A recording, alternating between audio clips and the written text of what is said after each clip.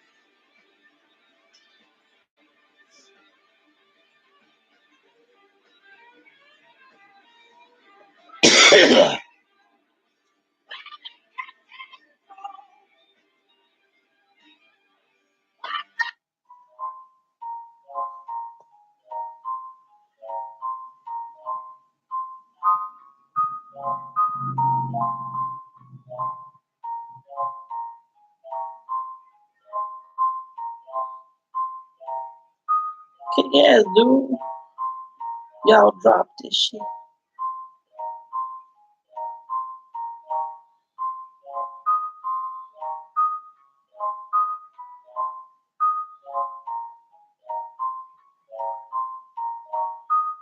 Totes.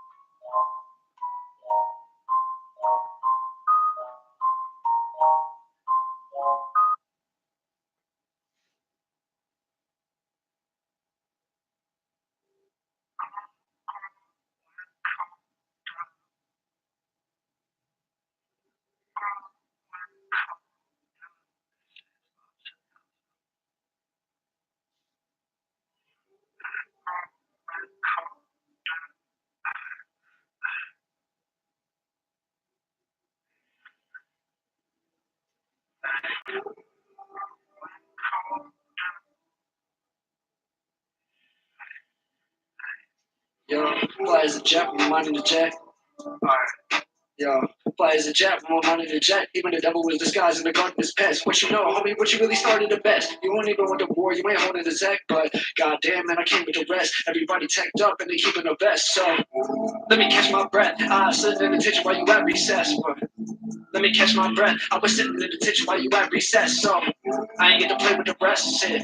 I was home playing some chess while I'm locked up, 10 toes down. Chillin' with a bitch and she go down. But all I know is the blood pounds. She ain't even know how it go round when it goes down. Got a mask up and a black truck. Everybody got a 40 if they act up. I don't even know this not like Dave. I just take like days, but she ain't even fuck because she played with the kids. But I got it in her mouth, so It's she not played the with the greatest. kids. So I just gave her the biz. But I want to see if it goes hard. It's got a nice little beat to it. All I know how to do is fucking keep it real. Yeah, I'm in them churches, popping them pills, doing them drugs, doing them deals, staying out late, making them bills. Yeah, I've been getting this money. Yeah, I've been getting this cash. Yeah, I've been keeping it 100. Yeah, I've been getting them stacks. Yeah, I've been doing this shit. I've been cooking that crack, staying out late, making them racks. But I've been spending it all on them drugs, cause I just got all of them habits. I just got all of them habits, but trying to change when I'm with the fashion. Trying to make a million for a passion. Yeah, that's the Trying to make song. That sucked.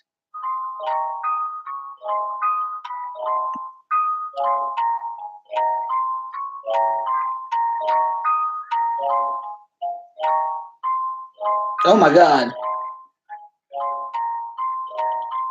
So I'm listening to something on YouTube. I don't, it's some sort of mix. But I'm done with feelings. That's what it was. Are you really? Sora. No, he can't be. They won't let him go.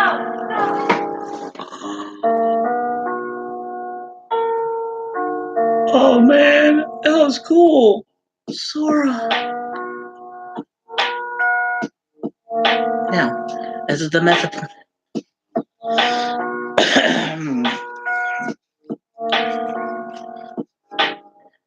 Sit in the keyblade like a ninny. Like a plane.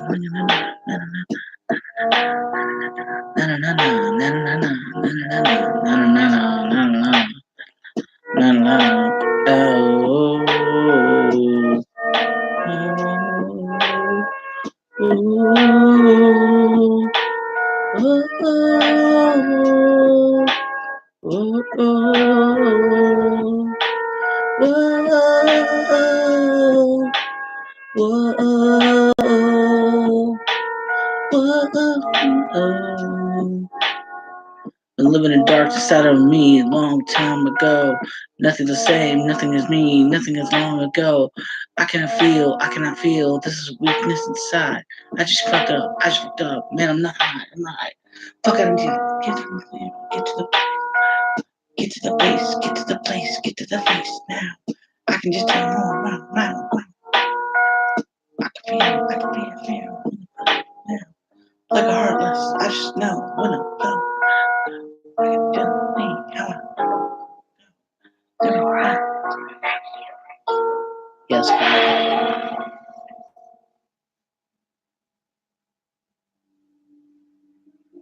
I actually like that. You get on their bad side and they'll destroy you. No. That's not true.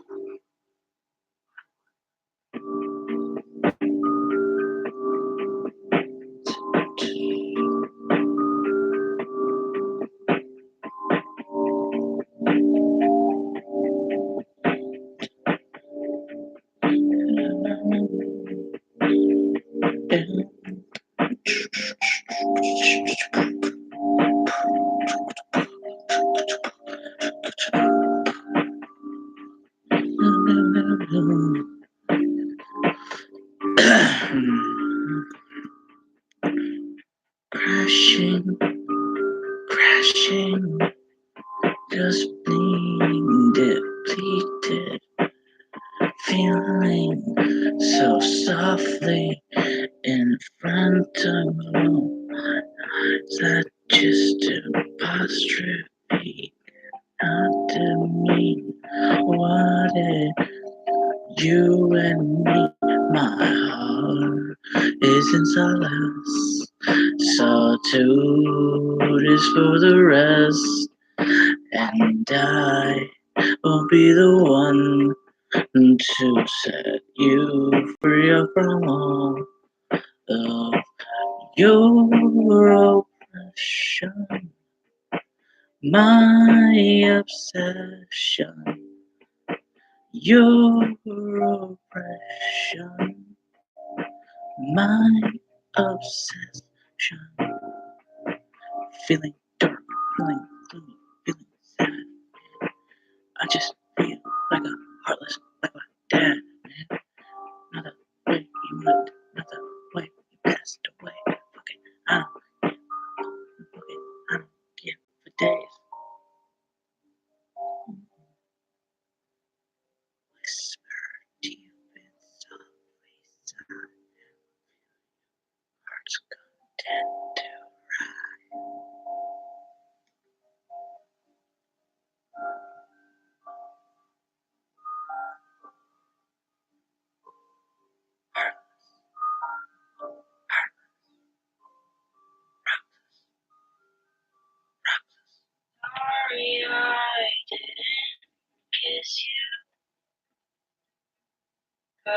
it's obvious I wanted to.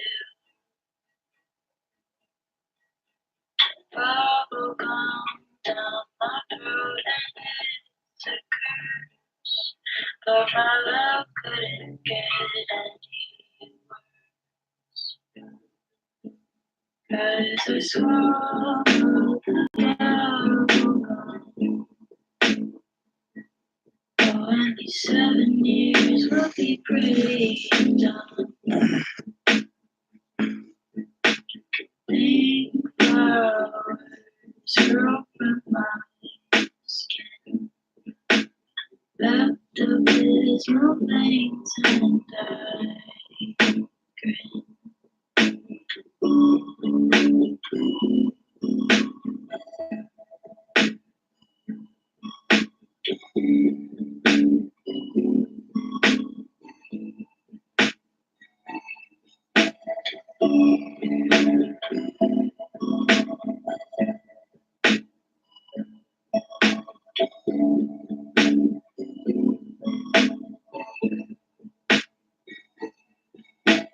You look so nice in your shirt.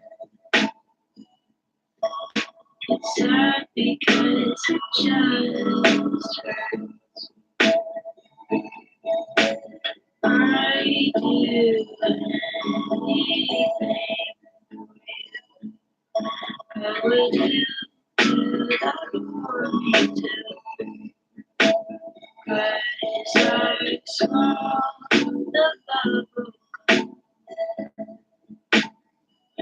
Oh, and these 7 years will be pretty done. Oh, be glad. Yeah. Colors from my skin. Yeah.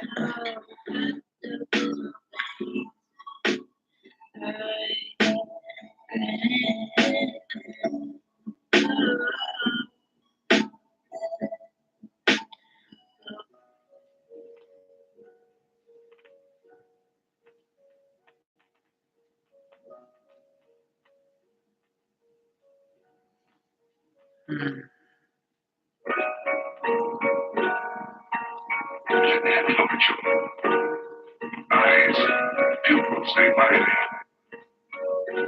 I like this wave stuff. I don't. I try to remember, This is. It's but whenever you extremely come back to me, I feel relaxing. maybe Caroline. What is the last thing you can remember?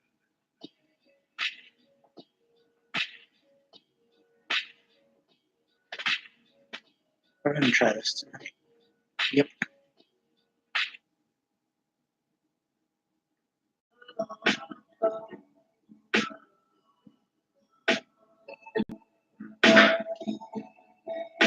That did not sound good. That didn't sound good either.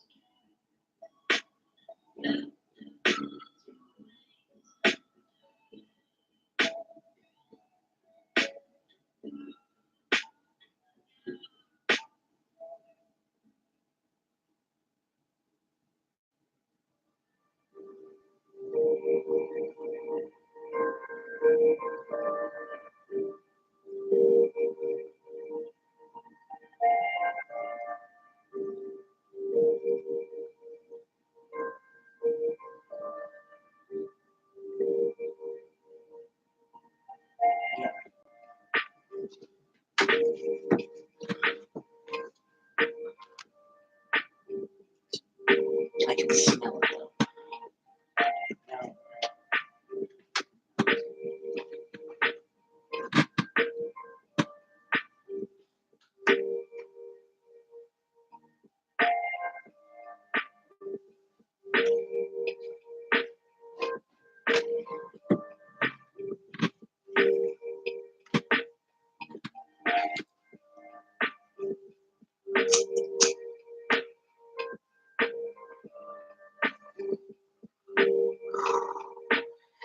reeks of me in this house.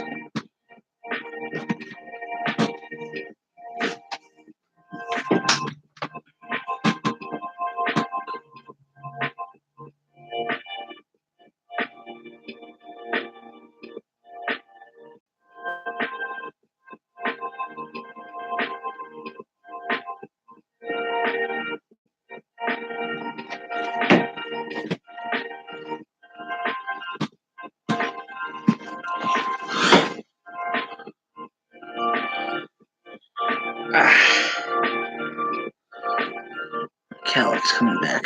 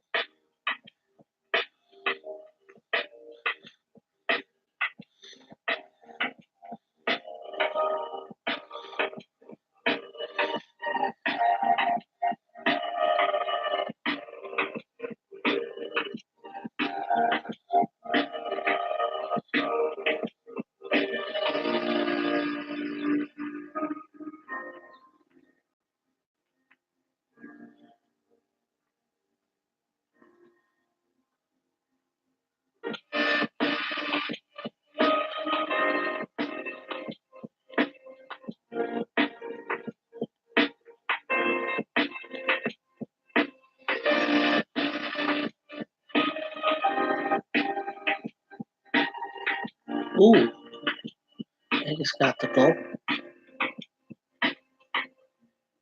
Oh, damn. Yep. No. Oh, on the other side. Okay.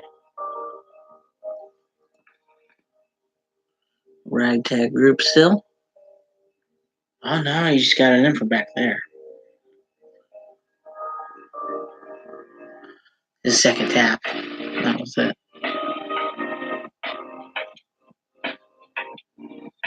Power play too. Damn. And these guys are.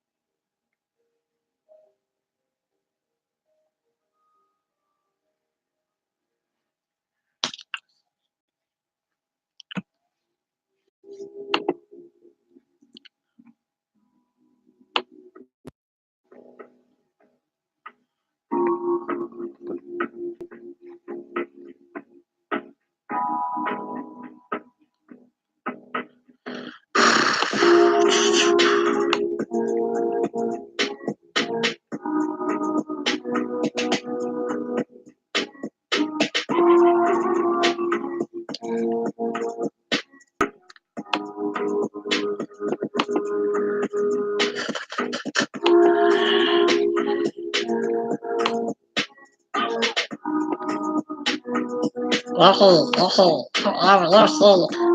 what you want to fucking do, man. Let me see what the fucking do, man. Just go ahead and do it.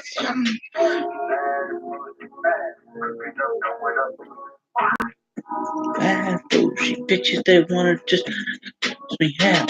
The motherfuckers wanna be like this and they wanna tell me other things like this. Every time I wanna tell you gotta look at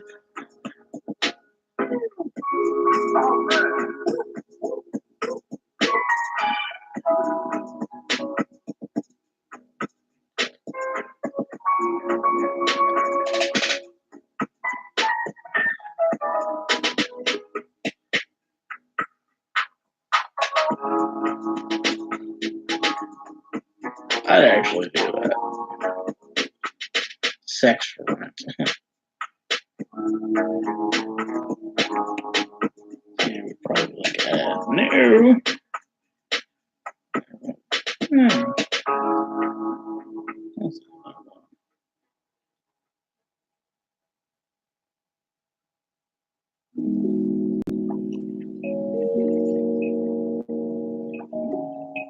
I've heard these. This is like the Lush Lo-Fi. Like the original. This is original Lush Lo-Fi. Yep.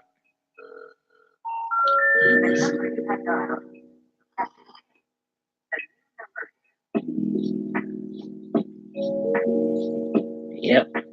They get the original.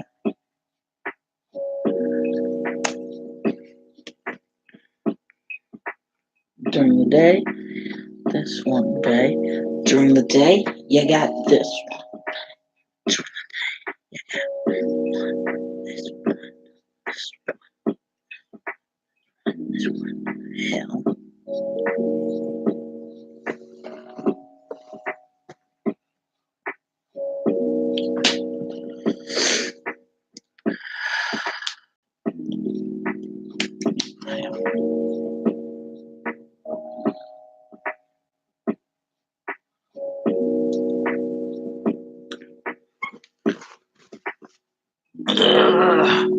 There we go. Everything back into place.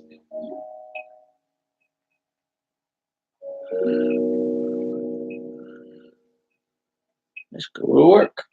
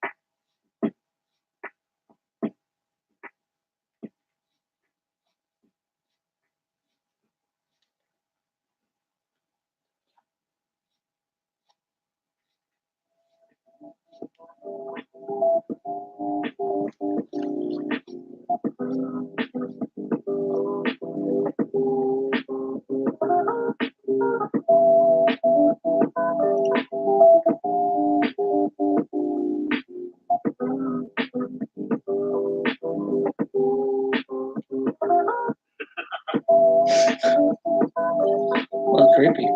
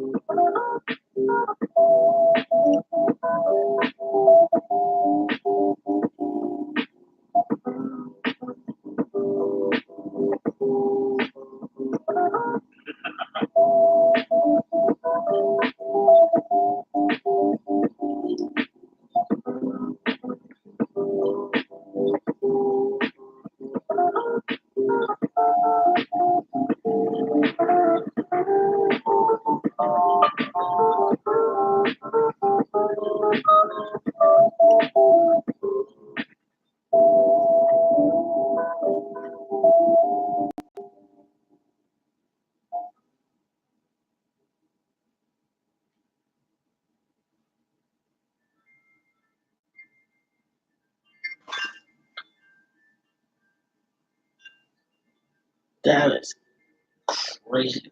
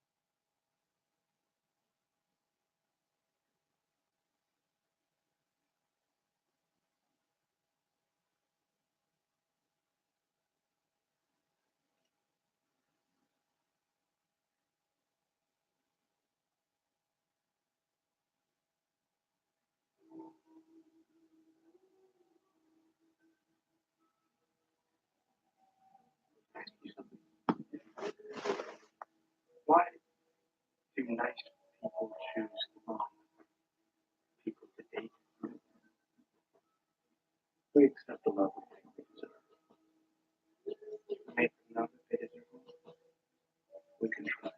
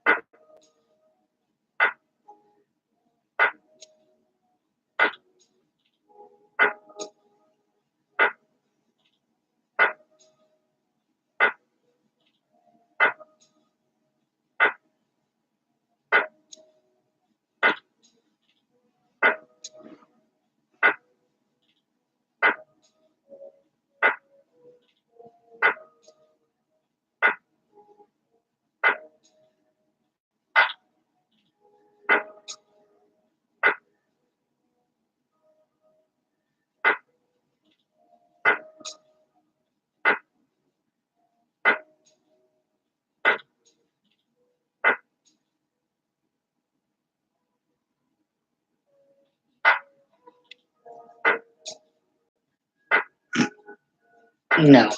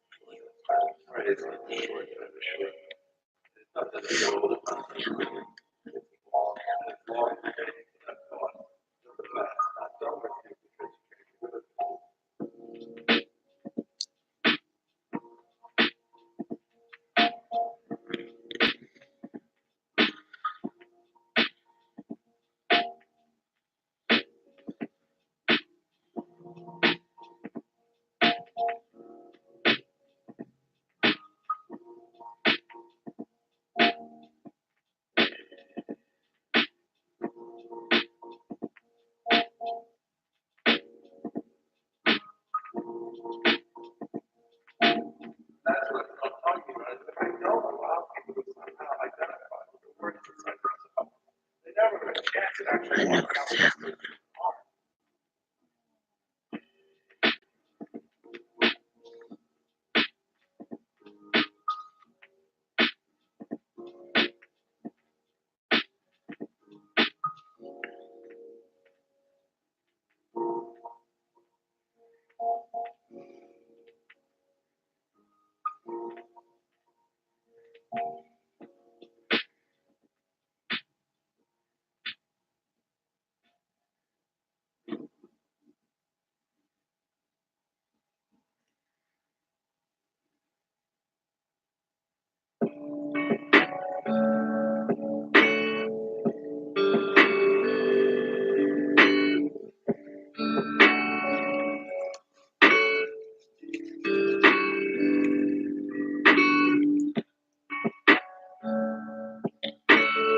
Mushrooms.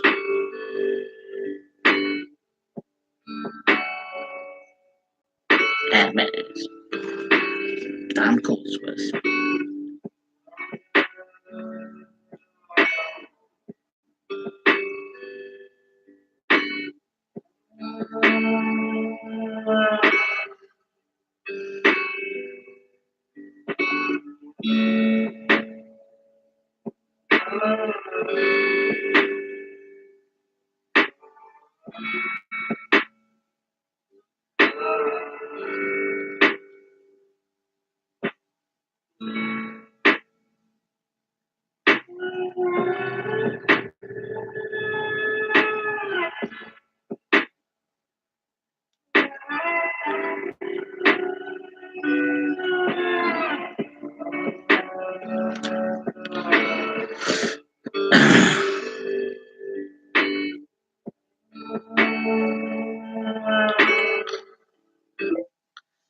Hey, I just realized we don't have anything thought out for dinner.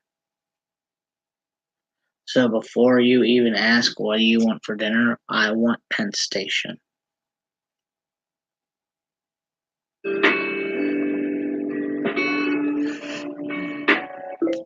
And I'm thinking since you're going to Planet Fitness with the girls after work on your way home, Pick up pen.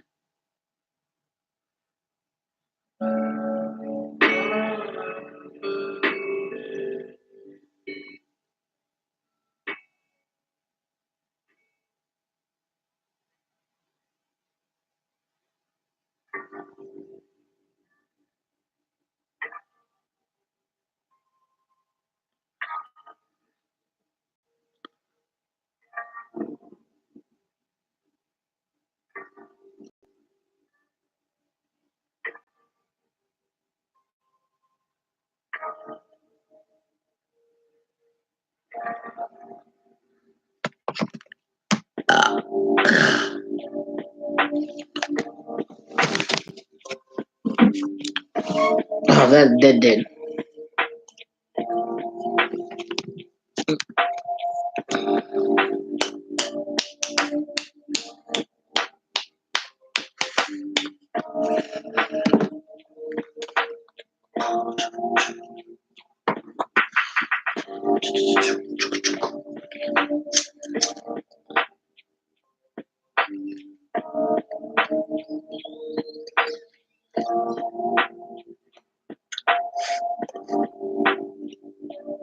Oh.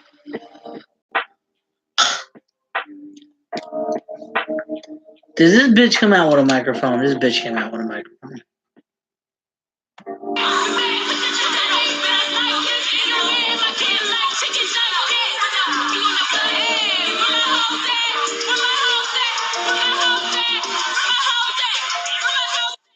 You the hoe, bitch. You the hoe, bitch. You the hoe, bitch. You the hoe, bitch. You the hoe, bitch. You the hoe, bitch. Oh my god.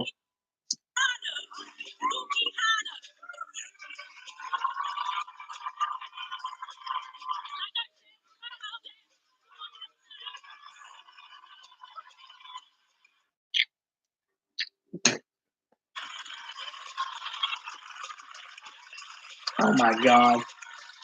Oh my god. We finally really have modern day Jerry Springer. Oh my god. That's fucking amazing. You're trash. I don't care. You came on the floor. You came on the floor.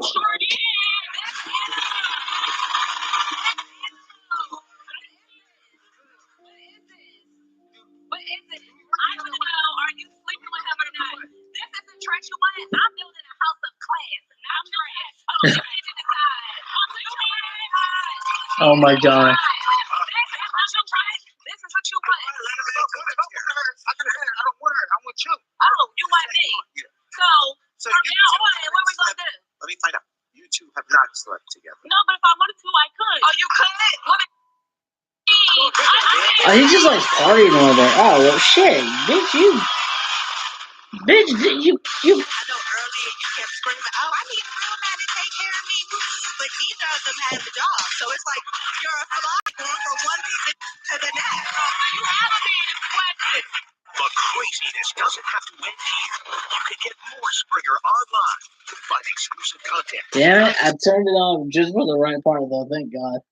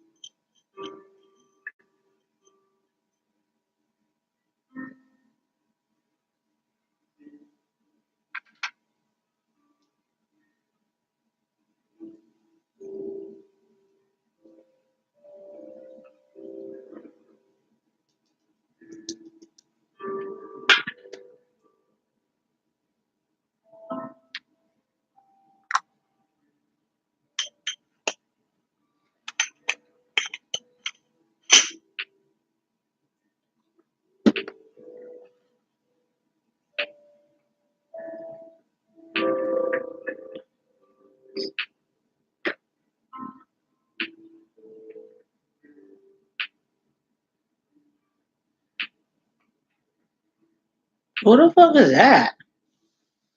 Like, I'm way behind on Flash. Is that his new suit? Oh, that does not look good on him. Seriously? That makes him look like a fucking giraffe. Oh my god, she's huge.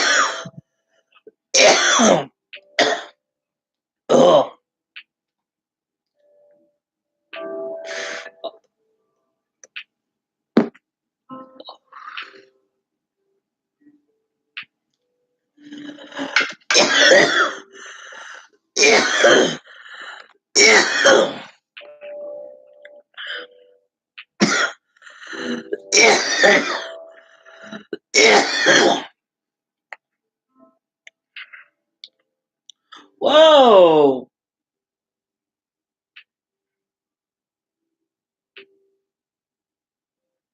That's the ones who I wanted to see. I have some tech. Oh, bitches.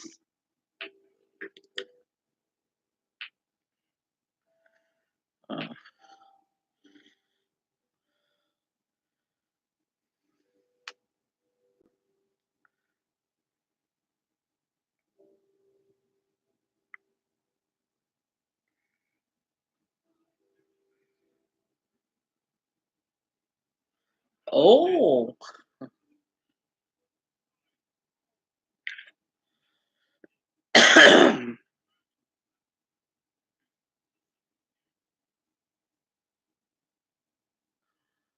Oh.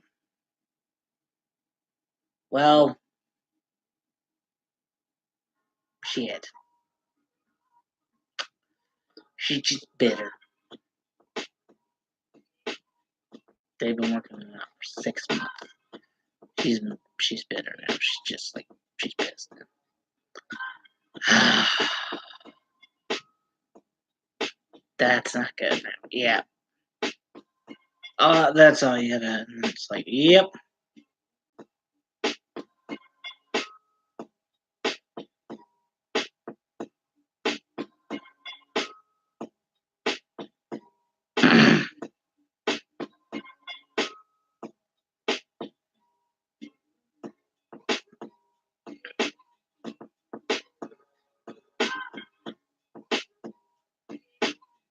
Okay, so those are false. False. False is a negative, negative. Right.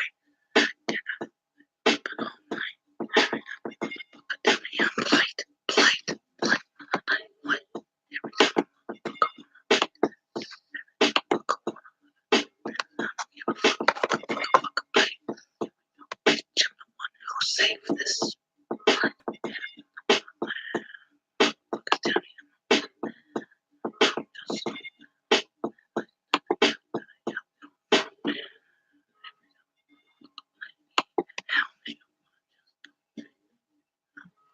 Just don't save me.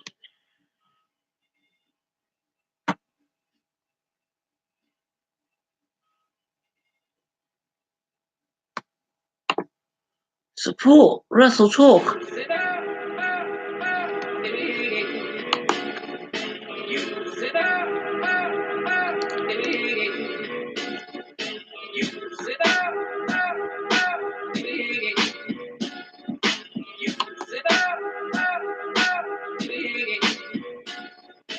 On Patreon. Hello and welcome. welcome to the Wrestle Talk News. I am El Fakador Laurie Blake. Click the thumbs up, enable notifications, become a subscriber, and leave a comment down below to answer the question of the day, which is, what do you think should have main evented Elimination Chamber last night? And also coming up on this episode of WWF News Mercy, Impact made a 7-figure bid for Chris Jericho? Question mark. WWE star accused of an affair? Double question mark. And Vince McMahon pulls the plug on the Women's Elimination Chamber plans. But first up, from first time ever forward-thinking stuff like the Women's Elimination Chamber and tag titles to Joey Ryan's penis, which I think is the literal opposite of that in the dictionary. Now, Ryan has been having a bit of a feud with Pat Buck over in Stand Alone Wrestling, and last week almost got his man bits mauled by a chainsaw. But of course, being Joey Ryan and also some sort of weird game of cock, paper, scissors, it turns out that dick beats chainsaw. And also,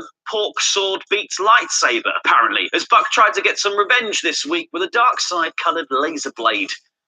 Take a look at this. It's weird.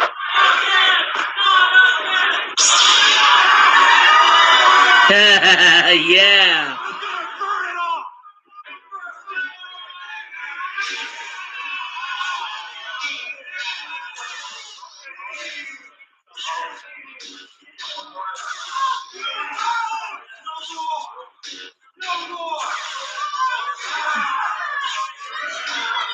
Oh my God.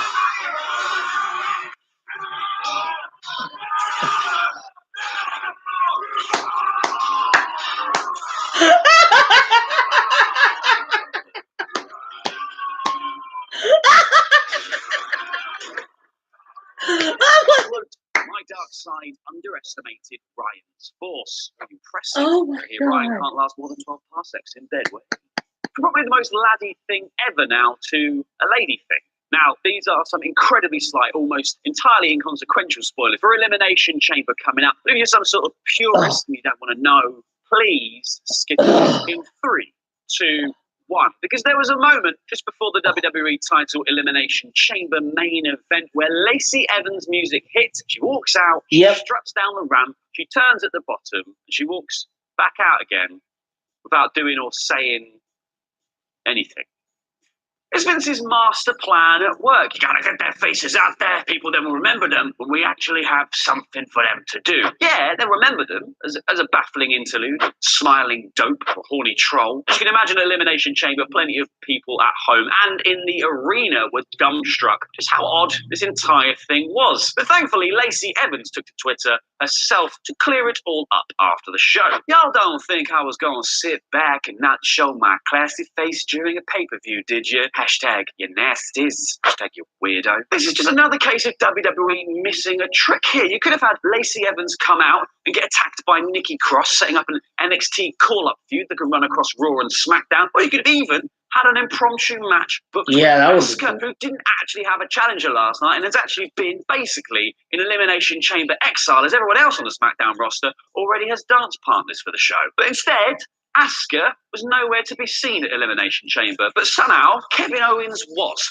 who gave us another self-filmed health update on the kickoff show. After his bowling interlude on Raw, this time it was bringing a Hawaiian pizza home for his kids, who have the sort of refined palates that I can appreciate. To settle in and then watch the Elimination Chamber. He gave shout-outs to Finn Balor, and he said he cannot wait to see the Riot Squad all walk out as champions. Straight to the bottom of the Wrestle League for you then, Owens. He did also say that he had been rehabbing his injuries that day, and doctors are saying that rehab is going well. Right now they're saying I'm still about a month away, which is quite frustrating, but all you need to know is that the Kevin Owens show is coming back very soon.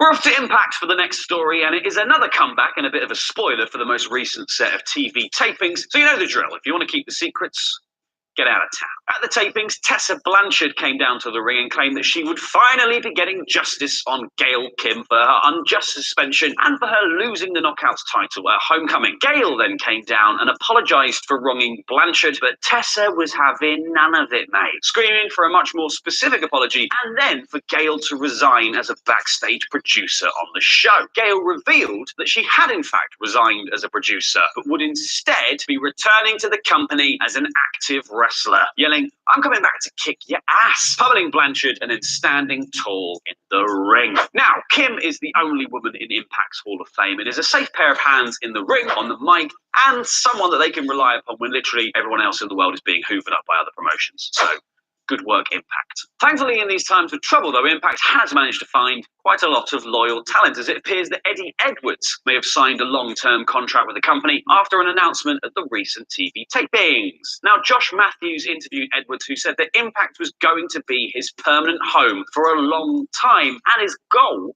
is to help take the company to the next level. Which is great news, because Edwards actually has the feel of a homegrown hero in Impact, and is also super over with the crowd. What more could you want? It was also revealed that the next set of TV tapings will see yet another signee revealed as well. I mean, if this is anything like the tease of a former Impact champion returning when everyone was like, "Oh my God, it's Austin Aries," and it was actually Rob Van Dam. It's like they're going to sign someone weird, like Rick Steiner. When it comes to locking talent down, though, one person they might not have to worry about leaving is Killer Cross, though they should be worried about everything else he does, because he's a creep. Now, shortly after Cross made his Impact debut, another company apparently came sniffing around, and can you guess what they were called? Yes, it was WWE, who reached out to Cross and apparently expressed an interest, which Cross confirmed in an interview with Interactive Wrestling Radio just last week. He said, "That is absolutely true.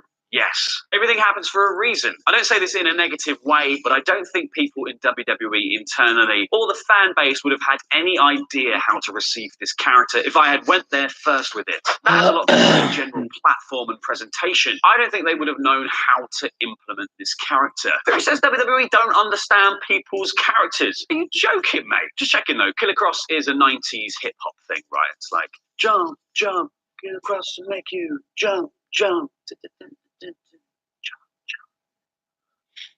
Now, sadly, someone who didn't think that Impact was jumping was Chris Jericho, because Y2J's been out and about doing the thing he does best, listing all of the reasons why he went to New Japan, then All Elite, and not WWE on Wrestling Observer Radio. But he also revealed an interesting fact about Impact in the process too, saying, "In my mind, from a pure business standpoint, I'm worth as much as Brock Lesnar to WWE as far as what I bring to the table. That's the watermark that I had. For me to go back to Vince, I want that kind of a deal. When I was starting to talk with Tony Khan and New Japan and Impact as well, Impact offered me a hell of a deal for a 4-match series. We're talking mid-7 figures. They have some cash as well. When they believe in something, they have the money for it." Unfortunately, it sounds like the big money, no doubt his friendship with Don Callis, wasn't quite enough to entice Jericho to Impact, even just for 4 matches. And apparently he also said that Vince didn't even try to match the offers he received from the other companies, which obviously led to him eventually signing with AEW. Next, some less than fabulous news that has been all over the internet for the past few days. Now, Corey Graves' wife, Amy Polinsky, took to Instagram on Friday, calling out her husband and WWE superstar Carmella for having an alleged affair. The since-deleted post said, "This may be totally below me to do, but I'm hurt, I'm sad. I put 11 years into supporting a man to accomplish his dream, only for him to punch me in the gut. I've been through suicide attempts, alcoholism, among so much more with him, and stuck by his side. The kicker is finding out that he's been sleeping with one of my daughter's role models all along. Carmella and Corey Graves, I hope you guys are happy. I really do." Now, this kicked off a whole spat of reveals and quick deletions from Polinsky as she reposted alleged text between Corey and a third party in which Graves apparently criticised his wife, sidestepped affair allegations, and suggested that Total Divas producers were already in contact with him over the affair, saying what's really going to F her up is when she finds out that Total Divas just hit me up. WWE haven't made a statement yet regarding the whole fiasco, but maybe it's about time they should, as fans at Elimination Chamber last night certainly weren't letting it go, audibly chanting Corey Graves while Carmella was in the ring during the Chamber match. And according to Brian Alvarez, it also meant that the planned order of eliminations was changed, with Naomi and Carmella being eliminated first to cut down on negative fan reaction. To be fair, it was a pretty terrible week for the Fabulous Glow, all told. And the same minimising of fan reaction seems to have gone for the commentators, who usually get a little entrance with music and a Titantron, and they reportedly didn't get that Elimination Chamber. Instead, it was skipped over, probably in the hopes, as you would imagine, of cutting down the chances that Corey would be booed. And whether that controversy had anything to do with it or not, the Women's Chamber match was not the main event of the show, like some thought it would be. Now, Sean Ross Sapp of Fightful reported that WWE had been indecisive when it comes to which match would close the show heading into the pay-per-view, and some wrestlers had even been told that the Women's Chamber was closing out the show. However, that was all changed last minute by a word from Vince McMahon himself, who reportedly thought that the women's match would not get the desired reaction needed to close out the show. Now, I had a joke about this, but it was quite spoiler, so instead...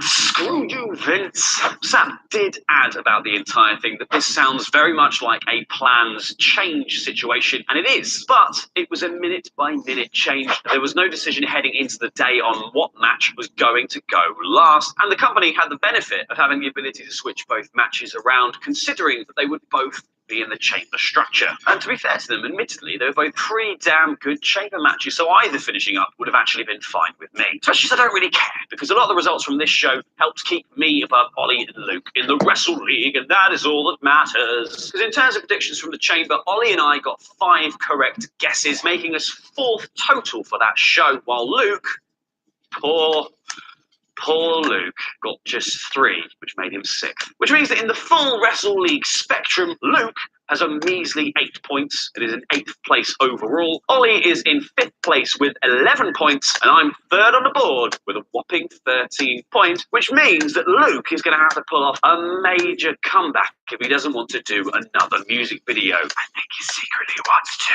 And that's not the only good news from me, and also for the wider Wrestle Talk world from this weekend. We have just passed 1,000 Patreons. Sound the victory foghorn, pop those party poppers, do some sort of weird effect on the backdrop. Woohoo! This means that we're going to be doing monthly Wrestle Sketch episodes starting this month. And we are also going to be looking for an up-and-coming wrestler to sponsor. Boom! You made this happen, team. Thanks so much. But that is not all, because it is ever onwards and upwards for the SWAF Nation, because our new goal is 1,500 Patreons, and if we get that, we are going to put on our own wrestling show with actual, honest-to-goodness wrestlers, not just Ollie, Luke, and myself in ill-fitting singlets. Not just that. Probably that as well. Click the WrestleTalk.com link that is on screen now to see where you ranked in the Wrestle League predictions battle to end all time. And don't forget to answer the question of the day.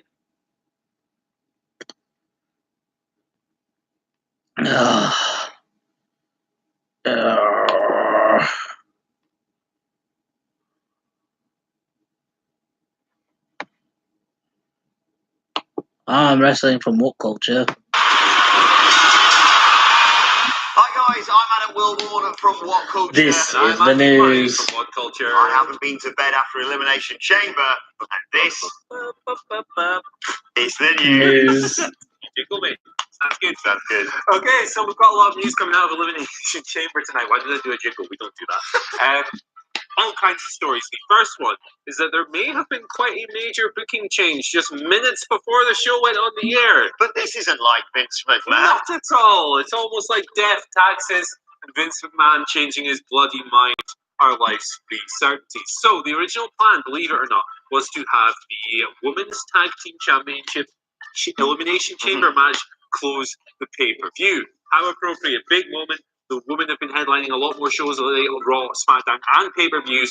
It would have felt appropriate crowning the first champion, particularly given who won those belts. But Vince McMahon decided, nah, because in his thoughts, the woman may not have gotten the desired reactions. Now, this was originally reported by Fightful, who reported earlier in the day that the women were going to close, and then were forced to come back on it and say, actually, we've heard the plans have changed. The men are going to close. PW Insider have corroborated this, so we've got two sources on it. It's almost certainly legit in that case, two very reliable sources in that. What do you make of the idea that Vince thought the woman might not get a reaction, considering Sasha and Bailey were kind of treated like heroes? Yeah, I mean, you watch that back and you think they clearly would have got a great reception if they closed that show. But I do kind of agree that the WWE Championship finishing it worked better. Yeah. The storyline of just baiting you with Kofi Kingston seemed to be like, you think this is the perfect ending to the show, and also going off the air with Kofi being commiserated by the New Day, a little seed of a potential Big E with the eyes. Yeah, a little seed of a potential turn planted there. But I mean, it is the biggest talking point. As much as, and we'll get to the inaugural Women's Tag Team Champions in a second. As much as that is a big news story coming out of Elimination Chamber, I think the biggest one is yet again Kofi Kingston being brilliant and coming so close to winning the WWE Championship. So I can see where he can. Yeah, that's twice in 6 days that Kofi Kingston has basically been the MVP of the show he's been on. Just kind of goes to show that there are so many talented guys on this roster that they can just effectively sit on the shelf for 2 or 3 years, and then they get an opportunity like this and they just blow it away. It's kind of crazy. Yeah, exactly. And to talk more about Kofi Kingston, we'll be getting to a question that relates to that later on. But yes, you mentioned there the inaugural Women's Tag Team Championships, and it was Sasha Banks and Bailey. A bit late for a spoiler alert there, but come on, what are you doing watching a news story immediately after Elimination You Chamber? are stupid. Yes, it was Sasha Banks and Bailey who were crowned inaugural Women's Tag Team Champions. A really enjoyable Elimination Chamber match. The best Elimination Chamber match to feature tag teams. It's a low bar. It's a low bar. Very low bar. But it was really good. Yes, Bailey and Sasha Banks started it off with Mandy Rose and Sonya Deville after the two teams respectively lost those matches on Raw and SmackDown last week. And everyone had a really good show. And I think Sonya and Mandy acquitted themselves brilliantly in the match. The Iconics looked fantastic. Their pinfall on Naomi, who her and Carmella got eliminated first of all. We'll talk about that in a bit. Yeah, fairly obvious reasons. They did a sort of dual pinfall on her. Then they went to hide in their pod, which got broken into by Nia Jax and Tamina. A dual Samoan drop, one each. Kind of share it out, I suppose. They eliminated them. You had the Riot Squad in there doing well, but they got destroyed as well with I think it was a Samoan drop from the second rope. On Liv Morgan eliminated her. Then Nia Jax just careered in one of, I'll be honest, the funniest gifts of the night. Careered past Bailey into the pods, which left Tamina on her own. The rest of the 4 remaining girls ganged upon her to pin her after an elbow drop from Bailey, I think from the top of the pod actually. And then it was down to, yes, the original 2. And it was Bailey got slammed.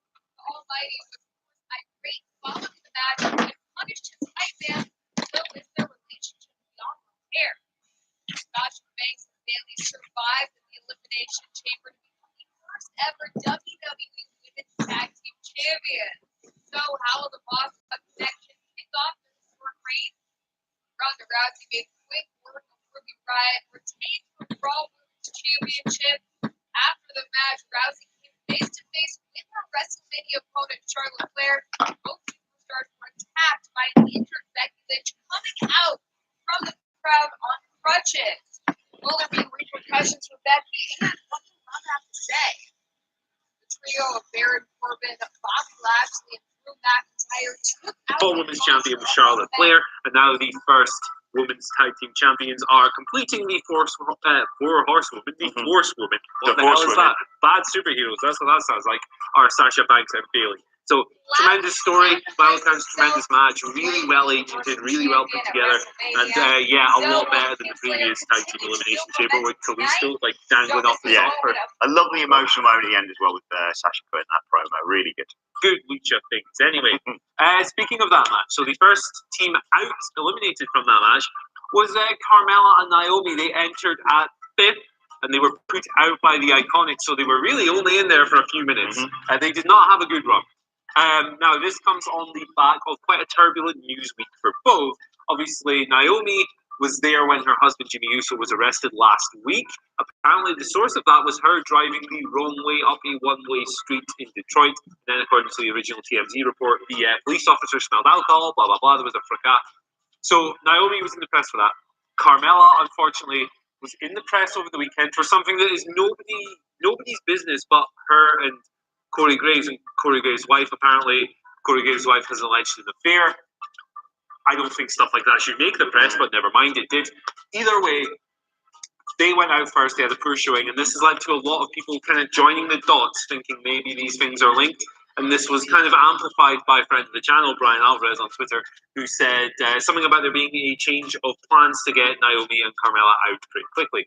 So punishment bookings does seem like a bit of a stretch there. That's not what Alvarez was suggesting, but considering that Jimmy won the tag team titles a match later, I think punishment booking is a bit over the top. But I think perhaps something to play there. Yeah, I think there's multiple things there. There's obviously all the issues you've mentioned there, and I also can sense that WWE probably didn't want Corey Graves commentating too much on a Carmella match. Yeah, just because there's just too many. He's accidentally going to say things that are going to be taken out of context. Just get them out of there. At the end of the day, we never anticipated they were going to win the title, so I suppose it makes sense. But you did mention there that the Usos defeated the best tag team in the world, The Miz and Shane McMahon, to win the SmackDown Tag Team Championships, and they are now the team who have the most reigns as SmackDown Tag Team Champions. They were tied on 3 with the New Day, but now Jimmy and Jey Uso have 4 reigns as SmackDown Tag Team Champions. Jimmy Uso, as you mentioned there, the guy who got arrested last week, was the guy who secured the pinfall on The Miz. It makes sense in the long run. I think getting the titles off The Miz and Shane and doing whatever storyline you're doing with them going forward is good, and it also reinforces how great a tag team division you could have. The Usos with the SmackDown Tag Team Championships, the Revival with the Raw Tag Team Championships. Just book it right until WrestleMania, and you could have some great stuff. Yeah, you absolutely could. I think that there's a few interesting numbers actually about this new record, or this record that they've claimed sole ownership of. So we often think about the SmackDown tag teams, and the Usos are obviously one of the best tag teams in company history. Yeah. They're brilliant. But we often consider that when they lose the belt, they go out in the spotlight and they're not featured as much, and they only appear on TV every now and then. But here's some numbers for you. So the Usos throughout these 4 reigns have been champions for a combined 330 days. Right? That's a lot. These belts have only been in existence for 890 days. So that means that the Usos have held these belts for 37% of the belt's lifespan. Stat attack. That is a stat attack. Yours was better than mine. Now, just for comparison's sake, the second longest cumulative reign goes to the Bludgeon Brothers, who held it for 135. Beneath them is the New Day, who I believe are 120, something like that. So it just goes to show how absolutely dominant the Usos have been on this brand. And to be honest, they're my favourite tag team in the company. I think we need to rely on anyone to put the belts on the Usos. So they're the perfect. They're the boys. Well, just maybe calm down with the arrests. Yeah. The Miz and Maurice are my relationship goals. Yeah. As my fiance is probably slightly fed up with me saying right now. But they had some big news on the pay-per-view last night, didn't they, as well? And that is that they're expecting another baby. Congratulations to the Miz and Maurice. Fantastic news for them. And they celebrated by losing the tag. Yeah. That's kind of a shame, isn't it? Yeah. Yeah, but they're definitely wrestling each other at WrestleMania, baby or no baby. So. Who's going to turn? Who's going to turn? It's going to be Shane. Shane's a panic, but it should be Shane, but he's the golden boy, isn't he? Right, let's move on to your Twitter questions. Anyway, you can tweet them at us at WhatCultureWWE. And congratulations to the Miz and Maurice. I don't think you said that. Congrats. First one comes from Dina Emanuel. She says, who do you think should be the Boss and Hug Connection's first challengers for the women's tag titles? First challengers should be Mandy Rose and Sonya Deville. WrestleMania opponents, as suggested by one of our commenters, Twitter interactions the other day, should be Lita and Trish. Ooh, I quite like that. I do like Sex and Violence being the first. Sex and Violence, there we go. That's Sasha Banks and Bayley have to defend against. I can't see any further than them putting Tamina and Nia Jax in that match against them at WrestleMania. Yeah. They need a big thing to overcome, and they're the perfect opponents for them. Right, next question comes from Marky G. Who says, I have a question for you guys. Should all the matches on Fastlane just be #1 contenders matches for the title? Interesting selection, that. Interesting idea. However, I certainly think there should be at least 1 or 2 #1 contenders matches on Fastlane, but I think that when your storylines are no more than we won the #1 contenders match, so now we are the contenders, I think that's a bit A to B. There's not a lot of nuance to that. It's very simple. It's very straightforward. Not particularly compelling, I don't think so. while it would be an interesting concept, it would also only leave you with a month worth of build for WrestleMania. That's not ideal. It would also mean that you'd have to keep guys like Seth Rollins off the card if he's healthy to go. You'd need to keep Charlotte Flair off the card. You could probably book Becky Lynch as a way to get her into the triple threat and stuff, but you'd be leaving a lot of big names. You can have an Asuka match. It's really awkward. Yeah, exactly. Nothing's happening with Asuka at the moment. They need to do something about it. It's really awkward though because these two pay-per-views between Rumble and WrestleMania almost. Well, when we went into this Elimination Chamber, you thinking nothing's going to happen, and a lot did. But the majority of the time, you think it's kind of set in stone now. Like if they had a WWE Championship match and a Universal Championship match, even though people say, well, we never had them, you know that Daniel Bryan's going to retain, as is Brock Lesnar, because you kind of know what direction we're heading in. Just like the Ruby Riott Ronda Rousey match, we all knew what was going to happen there. There was no way they were going to suddenly drop Ruby Riott in and beat Ronda Rousey. So I can see that as a point, but they're just going to chuck some matches together and do some implosions and build towards WrestleMania. I mean, you could probably fill it up with guys who might not be featured at WrestleMania, maybe like your Drews and stuff. Larry Lucas gives us our final question of the day. He says, after the performance of Kofi last night and last Tuesday, should he be given a chance as a world champion? I think he should wrestle Daniel Bryan for the belt at WrestleMania. Absolutely. I don't see a better option at the moment. Like, there's all these other guys that Daniel Bryan has already defeated several times, your Samoa Joe, your AJ Styles, and so forth. You could throw like a Mustafa Ali in there. He was apparently supposed to get Kofi's gauntlet spot before he got injured. He was going to have a similar run, apparently. So we could be sitting here talking about Mustafa Ali today, which is quite interesting. But the fact is that Kofi was put in the spotlight. He grabbed it with both hands. He excelled. He was excellent. He had the crowd on the absolute edge of their seat last night. The pops for some of those kickouts and stuff was astounding. I think he should wrestle for the belt at WrestleMania 35. Yeah. Do I think he should win? No. I agree. I think it's fantastic last night. It's my favourite Elimination Chamber match ever, the men's Elimination Chamber match last night. All the right ingredients. That was the absolute best chamber match. Interesting fact, Daniel Bryan becomes the first man to retain both the WWE Championship and the World Heavyweight Championship inside the Elimination Chamber. Oh! Stats. There you go. And I think, yes, I agree. I think there should be a match between Daniel Bryan and Kofi at WrestleMania, if it's not The Miz, of course. And I don't think he should win, but then I want to see Kofi win Money in the Bank. Can you imagine that when he cashes in? That'd be great. Jesus. But yeah, like, I think we kind of get skewed with who deserves a title. I think, like, hard work, big performances and stuff, and being there for a long time are often cited as reasons for who should get a title run. I think all of that is absolute nonsense. The person who should have the belt is the person who, one, draws the most money, and obviously that's slightly redundant today when the brand is what it is, and also, two, the most over person in the company.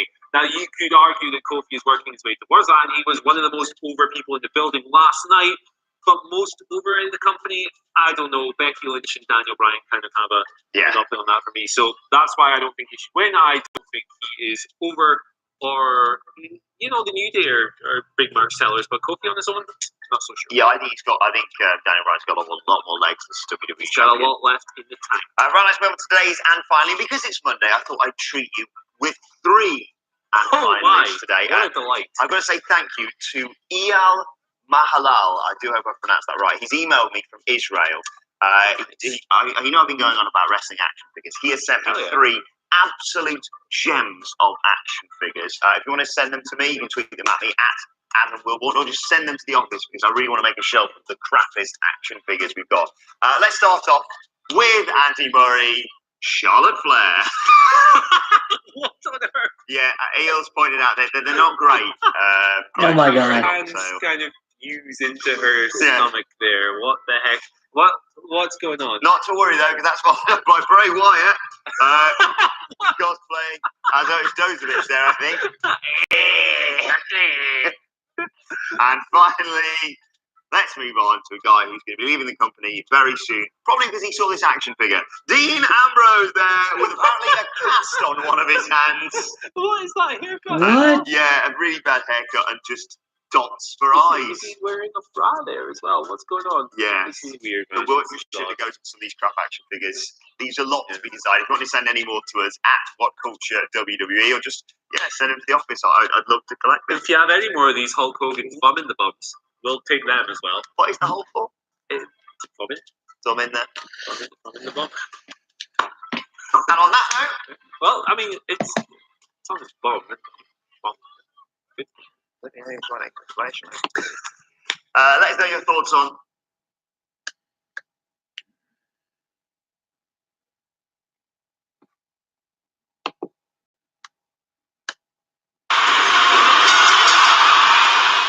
The saying is two's company, three's a crowd, but wrestling takes that logic and hurls it out the window. There's been plenty of trios over the years who have lit up the scene and proved that having a group of that ilk is just cool. It goes the other way too, sometimes of course. Demolition, for example. No one needed or wanted Crush in there, and it pretty much spelled the end. We're not including managers in this either, because that's too easy. We want individuals who could be both a nuisance on the outside and compete within the ring too.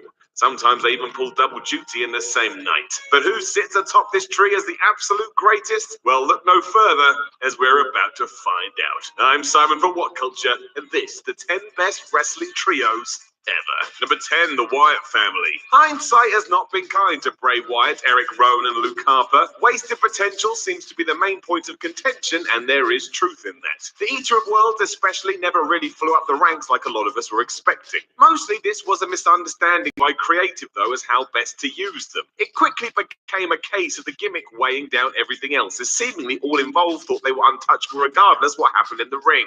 That was not accurate. If they walked into NXT now, the roof would probably blow off the place, and let's face it, the trio are memorable despite everything that happened. If anything, they did so well, fans are more like a parent. They're just disappointed it didn't go the way it should have done, because that's what we wanted. The Wyatt family should have been a new weird version of the NWO. Before they started to lose all the time, they did feel like a threat as well, and were genuinely creepy. It all became hocus pocus before long, which sucked, but when it was just three dudes from the Outback who had a singular goal,